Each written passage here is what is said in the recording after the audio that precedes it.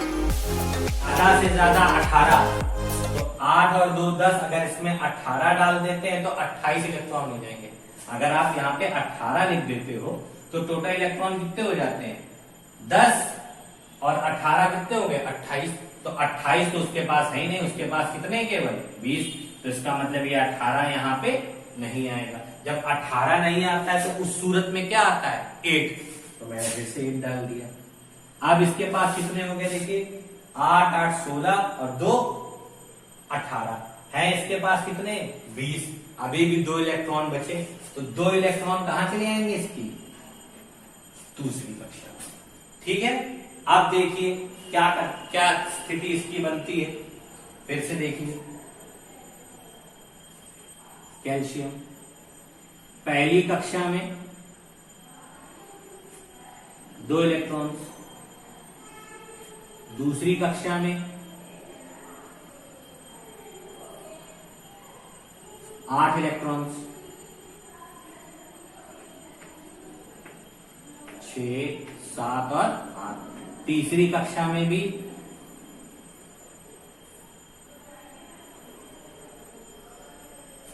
8 electrons,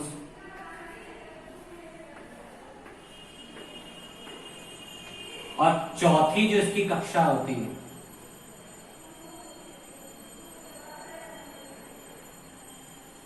उस पे कितने इलेक्ट्रॉन जाते हैं 2। अब देखिए चौथी कक्षा में इसको अपने आप संतुष्ट करने के लिए कम से कम 32 इलेक्ट्रॉन चाहिए होते हैं। देखिए कम से कम चौथी कक्षा में इसको अपने आप को संतुष्ट करने के लिए 32 चाहिए, या 18 चाहिए, या 8। अब इसके पास केवल और केवल कितने इलेक्ट्रॉन 2।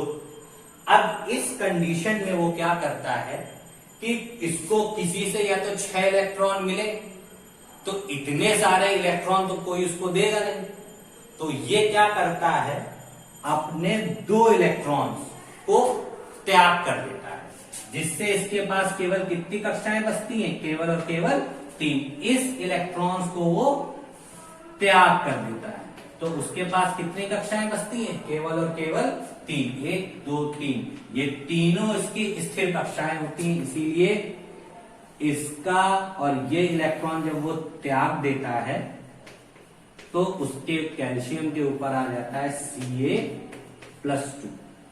+2 ये दिखाता है कि कैल्शियम हमारा क्या है डोनर है। इसने इलेक्ट्रॉन्स को क्या कर दिए हैं त्याग कर दिए हैं। अब बारी आएगी सर ये अपने आप को स्थिर क्यों नहीं कर सकता, 6 इलेक्ट्रॉन्स लेके अपने आप को स्थिर कक्षा में क्यों नहीं बना सकता।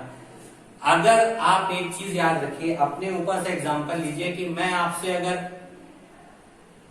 6 लाख मांगने जाऊं, कोई दूसरा व्यक्ति है आपसे अगर हमसे कम पैसे मांगे, तो आप किसको इजीली पैसे दे दोगे, जो हमसे कम पैसे मांग रहा होगा उसको इजीली दे दोगे। ये तो करोगे नहीं कि नहीं राजीव सर तो 6 लाख मांग रहे हैं, कोई दूसरा आपसे 1 लाख ही मांग रहा है, तो आप हमको नहीं दोगे। सोचोगे यार सर 6 लाख मांग रहे हैं, हम एक काम करेंगे 1 लाख रुपए इसको दे देंगे, 5 लाख फिर भी मेरे पास बचे, वो मेरे बैंक में सेफ एंड साउंड रहेंगे। राजीव सर तो पूरे पैसे मांग ले रहे हैं। तो वही इलेक्ट्रॉन्स की टेंडेंसी होती है, वो ये सोचता है कि हम किसी से 6 इलेक्ट्रॉन उधार लेंगे तब संतुष्ट होंगे। उससे बेटर क्या करते हैं हम अपने 2 इलेक्ट्रॉन्स किसी न किसी को सेटिस्फाई करने के लिए दे दें। अगर हम किसी को सेटिस्फाई करने के लिए दे देंगे तो हम डोनर बन जाएंगे, यानी हम बड़े हो जाएंगे, क्योंकि डोनर हमेशा बड़ा होता है और एक्सेप्टर हमेशा छोटा होता है। तो इसीलिए 2 इलेक्ट्रॉन्स त्याग करके यहाँ क्या बना लेता है प्लस प्लस का साइन। ठीक है, अब तीसरा देखिए आप लोग, तीसरा क्या है पोटेशियम। फिर से K L M और M। फिर इलेक्ट्रॉन डिस्ट्रीब्यूट करिए, 19 है। पहले सेल में मैक्सिमम कितने गए 2, दूसरे सेल में कितने गए 8। तो देखिए 8 और 2 10 हो गए, इसके पास 9 बचे हैं अभी। तो तीसरी कक्षा में मैक्सिमम इलेक्ट्रॉन जाते कितने 8 या 18, 9 इलेक्ट्रॉन नहीं जाते, तो हम यहाँ पे तुरंत क्या डाल देंगे 8। अभी भी इसके पास कितना इलेक्ट्रॉन बचा 1, क्योंकि 8 8 16 और 2 18, 1 इलेक्ट्रॉन बचा, 1 इलेक्ट्रॉन। तो याद रखिए इसी 1 इलेक्ट्रॉन को ये क्या करेगा त्यागेगा, क्योंकि ये तीनों इसकी कैसी शेल्स हो जाती स्टेबल शेल, यानी स्थिर कक्षा है। देखिए फिर से इसको बनाइए, कि पहली कक्षा में 2 इलेक्ट्रॉन्स को डालिए, दूसरी कक्षा में 8 इलेक्ट्रॉन डालिए, 3, 4, 6, 7 और 8। तीसरी कक्षा में भी 8 इलेक्ट्रॉन डालिए, 1, 2, 3, 4, 5, 6, 7 और 8। और चौथी कक्षा में केवल और केवल 1 इलेक्ट्रॉन चाहिए, तो क्योंकि चौथी में 1। अब देखिए फिर वही बात, इसको अपने आप को सेटिस्फाई करने के लिए या तो 32 चाहिए तो इसके पास 1 है, या 31 मांगे कोई नहीं देगा, या 18 चाहिए तो इसके पास 1 है तो किसी से 17 मांगे तो भी कोई नहीं देगा। इसके पास 1 है या तो 8, यानी 8 इलेक्ट्रॉन चाहने के लिए भी इसको कितने इलेक्ट्रॉन लेने पड़ेंगे? 7। ये भी वो किसी कोई इसको नहीं देगा, इसीलिए वो इस 1 इलेक्ट्रॉन का क्या कर देगा? त्याग कर देगा। त्याग करने के बाद जब ये इस 1 इलेक्ट्रॉन को त्याग देगा तो वापस से देखिए 288 अपने स्टेबल शेल को प्राप्त कर लेगा। तो इसीलिए पोटेशियम के ऊपर केवल प्लस का 1 लगता है। ये प्लस का 1 इंडिकेट करता है कि पोटेशियम ने 1 इलेक्ट्रॉन त्यागा है, +2 कैल्शियम ने 2 इलेक्ट्रॉन त्यागे हैं, सोडियम ने 1 इलेक्ट्रॉन त्यागा है। वैसे ही अगर हम मैग्नीशियम का बनाते हैं, देखिए मैग्नीशियम में क्या है? 12, फिर से वही करिए, KLMN। पहली शेल में 2 बचे 10, दूसरी शेल में 8 बचे, उसके पास कितने? केवल 2। तो M शेल में कितने आ गए? 2 इलेक्ट्रॉन। अब फिर से वही बात हो गई, M शेल में 2 इलेक्ट्रॉन आने के बाद फिर ये जब अपने आप को स्टे करता है तो देखिए क्या होते हैं, Mg पहले शेल में 2 इलेक्ट्रॉन, दूसरे शेल में 8 इलेक्ट्रॉन्स और तीसरे शेल में 2 इलेक्ट्रॉन्स। अब क्या होते हैं? 2 इलेक्ट्रॉन तो इसके पास आ गए, पर तीसरे शेल में स्टेबल शेल 18 मानी जाती है। फिर अगर कम पड़े तो 8, फिर लास्ट में 2। पर ये 2 इलेक्ट्रॉन इसके पास होने के बावजूद भी ये अपनी स्टेबिलिटी शो नहीं करता। स्टेबिलिटी क्यों नहीं शो करता है? क्योंकि वो सोचता है कि मेरे पास कम से कम 8 इलेक्ट्रॉन होने चाहिए, क्योंकि स्टेबल शेल हमेशा 8 इलेक्ट्रॉन्स के द्वारा ही मानी जाती है। तो जब 8 इलेक्ट्रॉन इसके पास नहीं होते हैं तो ये भी अपने 2 इलेक्ट्रॉन्स का क्या कर देता है? त्याग कर देता है। क्योंकि स्टेबल कक्षाएं हमारी क्या होती हैं? 8, और पहले वाले की स्टेबल कक्षा केवल 2। तो 2 इलेक्ट्रॉन्स का त्याग कर देता है। तो Mg के ऊपर क्या लग के आ जाता है? प्लस का 2 से। तो आज हमने आपको इलेक्ट्रॉन डॉट स्ट्रक्चर समझाया, किस तरीके से इलेक्ट्रॉन्स एक दूसरे का त्याग करते हैं और त्याग करने के बाद किस तरीके से अपने आप को स्टेबल शेल प्राप्त कर लेते हैं।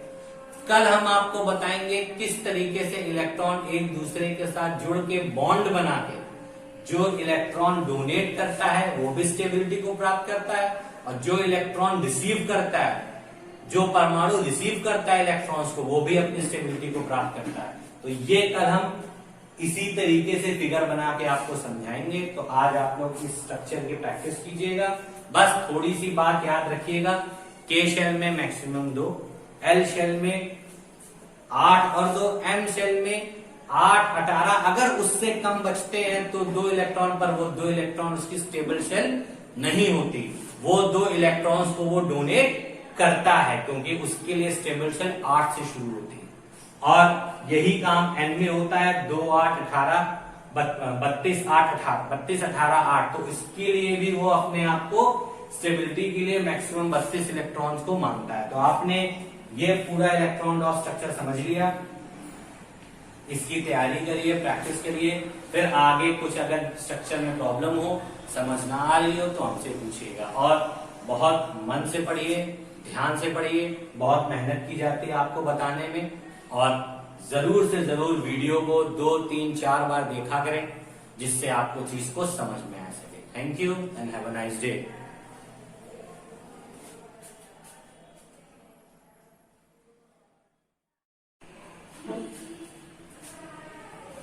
Morning students.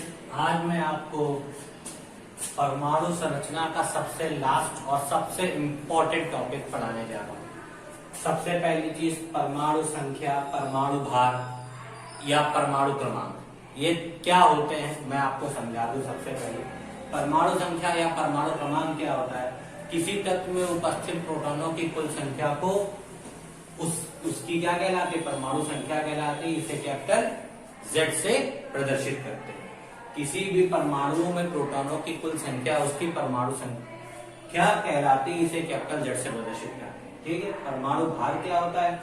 किसी तत्व का परमाणु भार वह संख्या होती है जो यह प्रदर्शित करती है कि तत्व का एक परमाणु कार्बन 12 के परमाणु के 1/12 भाग से कितने गुना भारी है। मतलब याद रखिए, कार्बन 12 के 1/12 भाग से कितने गुना भारी है। किसी तत्व का परमाणु भार वह संख्या होती है। तो दो परिभाषाएं तो आपको पता होगी, क्योंकि आपको ये पता होता है परमाणु क्रमांक और परमाणु भार में जो सबसे बड़ा अंतर होता है वो ये याद रखिए कि किसी भी तत्व का जो भार होता है, जैसे मैंने एक सिंपल सा हीलियम ले लिया, इसको मैंने लिख दिया 2He4। तो हमेशा याद रखिए कि हम लोग ये कंफ्यूज होते हैं कि सर भार कौन सा है, क्रमांक कौन सा है। तो याद रखिए जो ऊपर लिखा होता है वो भार होता है और जो नीचे होता है वो क्रमांक होता है। क्यों? वेट हमेशा सर पे रखा जाता है। आप लोग देखते होंगे जो वर्कर्स लोग काम करते हैं, कभी कभी भारी चीजें उठानी होती तो वो अपने सर पे रख लेते हैं। तो वेट हमेशा ऊपर रखा जाता है, तो नीचे वाला अपने आप क्रमांक बन जाता है। तो दो परिभाषाएं हो गई। सबसे पहले परमाणु संख्या क्या हो गई? किसी परमाणु में उपस्थित प्रोटॉनों की कुल संख्या को उसकी परमाणु संख्या कहते हैं। ठीक। और दूसरी परमाणु भार की क्या परिभाषा हो गई? किसी तत्व का परमाणु भार वह संख्या होती है जो कार्बन 12 के 1/12 भाग से कितने गुना भारी होता है। ठीक। तो ये दो परिभाषाएं आपको याद रखनी है। अब मैं आपको इलेक्ट्रॉन डॉट स्ट्रक्चर के बारे में बताने जा रहा हूं कि इलेक्ट्रॉन डॉट स्ट्रक्चर क्या होता है।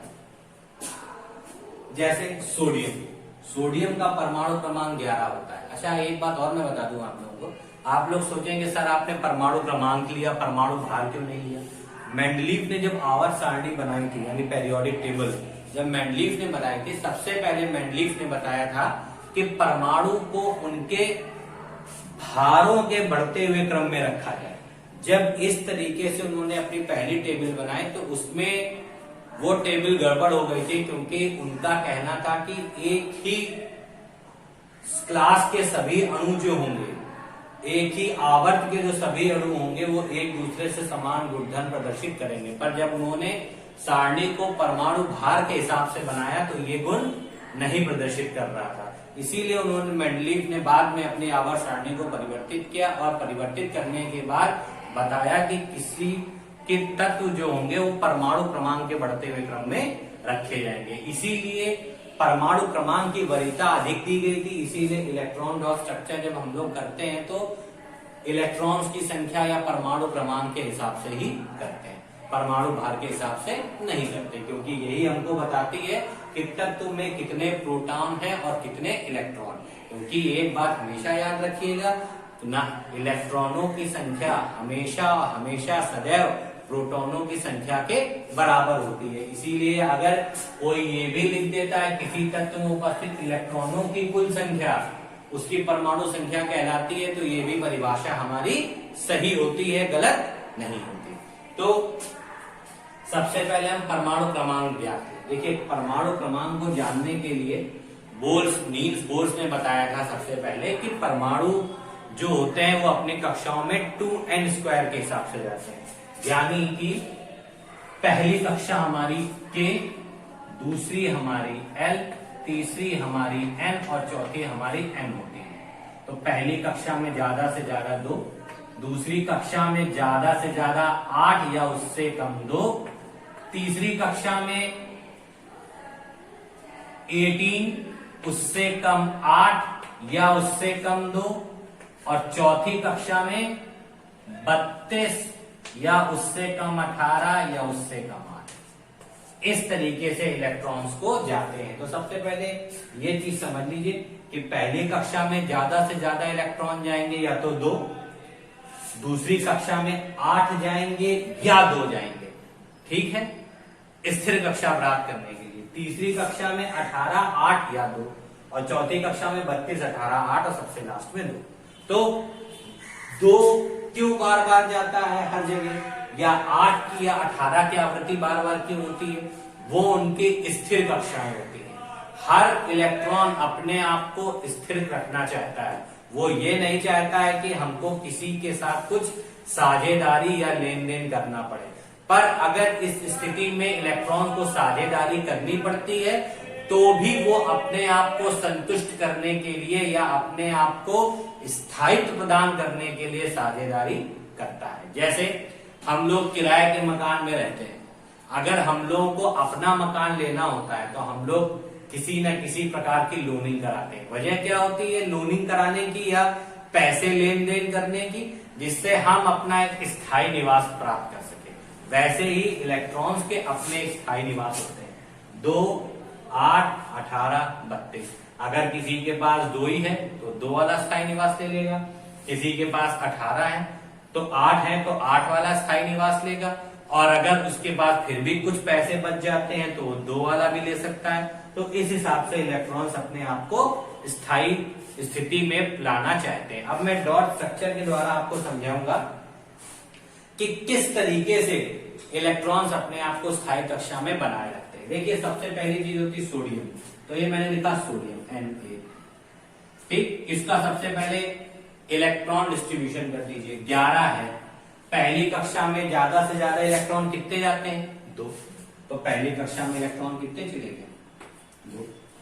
दूसरी कक्षा में ज्यादा से ज्यादा देखिए हमेशा घटा दीजिएगा, टोटल 11 है, 2 इलेक्ट्रॉन पहली कक्षा में आ गए, यानी के कक्षा में इलेक्ट्रॉन कितने आ गए, 2। तो अब उसके पास केवल कितने बचे हैं, 9 इलेक्ट्रॉन। तो 9 इलेक्ट्रॉन उसके पास बचे हैं, तो दूसरी कक्षा में अधिकतम इलेक्ट्रॉन 8 जा सकते हैं या तो फिर 2। तो उसके पास 9 इलेक्ट्रॉन है, इसका मतलब 8 इलेक्ट्रॉन चले जाएंगे। तो एल कक्षा में कितने चले गए हमारे, 8। तो देखिए 8 और 2 10 हो गया, उसके पास कितने इलेक्ट्रॉन है, केवल 11। तब 1 इलेक्ट्रॉन बचा, तो 1 इलेक्ट्रॉन हमारी तीसरी कक्षा में KLM में चला जाएगा, यानी 1 इलेक्ट्रॉन हमारा क्या हो जाएगा, तीसरी कक्षा में चला जाएगा। अब थोड़ा सा इसको गौर से समझ लीजिएगा ये चीज है क्या। देखिए ध्यान दीजिए, ये मैंने सोडियम लिखा, पहली कक्षा जो थी हमारी के थी, ये देखिए मैंने इसकी ये पहली कक्षा ड्रॉ करी, इसमें मैंने ये 2 इलेक्ट्रॉन्स डाल दिए। इसके बाद वाली कक्षा एल है, एल में हमारे कितने इलेक्ट्रॉन है, 8। ये देखिए मैंने अगली कक्षा ड्रॉ करी है और 8 इलेक्ट्रॉन्स डाल दिए, 1, 2, 3, 4, 5, 6, 7 और ये 8 इलेक्ट्रॉन में डाल दी। तीसरी कक्षा मेरी क्या है, एम। एम कक्षा में मेरे पास केवल और केवल कितने इलेक्ट्रॉन्स हैं, केवल और केवल 1 इलेक्ट्रॉन है एम वाली शेल में। तो मैंने एम कक्षा में केवल और केवल 1 इलेक्ट्रॉन रखा। हमने आपसे बताया था कि हर इलेक्ट्रॉन्स अपने आप को स्थायी कक्षा में रखना चाहता है। अब तीसरी कक्षा में इसके पास केवल कितने इलेक्ट्रॉन है, 1। तीसरी कक्षा में अधिकतम इलेक्ट्रॉन हमारे KLMN के हिसाब से जाते हैं 18 या 8। अब दिक्कत क्या है, ये या तो 18 इलेक्ट्रॉन या 7 इलेक्ट्रॉन किसी से मांगे तब तो ये संतुष्ट होगा। इसके पास 7 इलेक्ट्रॉन और आ गया तो 8 की स्टेट्स की पूरी हो जाएगी, तब ये संतुष्ट होगा। तो कोई इसको 8 इलेक्ट्रॉन नहीं देगा, तो ये अपने 1 इलेक्ट्रॉन का क्या कर देता है, त्याग कर देता है। जब ये अपने 1 इलेक्ट्रॉन का त्याग कर देता है तो इसके पास कितनी कक्षाएं बचती हैं, केवल पहली और दूसरी, यानी 2 और 8, ये उसकी स्थिर कक्षाएं होती हैं। और जब ये 1 इलेक्ट्रॉन का त्याग कर देता है तो इसके ऊपर Na प्लस का साइन आ जाता है। प्लस का साइन ये बताता है